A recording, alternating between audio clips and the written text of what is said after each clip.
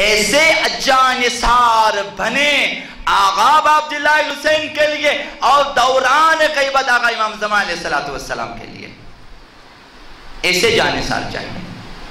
آپ نوجوانوں کو چاہیے اپنی زندگیوں کو پاک رکھیں، آلودگیوں سے پاک رکھیں، گناہوں سے پاک رکھیں، سرباز شائستہ آقا امام زمان بنے، پاک و صاف سرباز بنے، نہ آلودہ سرباز۔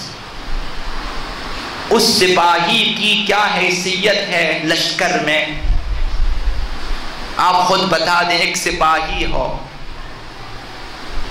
ایک جانثار ہو فوج میں،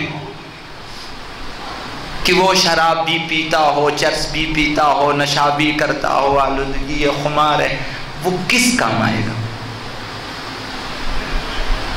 حتیٰ غیر مسلم بھی اپنے لشکر میں ان چیزوں کو جائز نہیں سمجھتے، کہ ایک سپاہی کی شان نہیں ہے کہ وہ خود کو آلودہ رکھے۔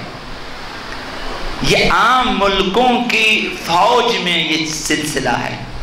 آپ کو لشکر آقا امام زمان کا سپاہی بننا ہے، کیسے ممکن ہے کہ آپ آلودہ بھی ہوں اور لشکر آقا امام زمان میں بھی شامل ہو جائیں؟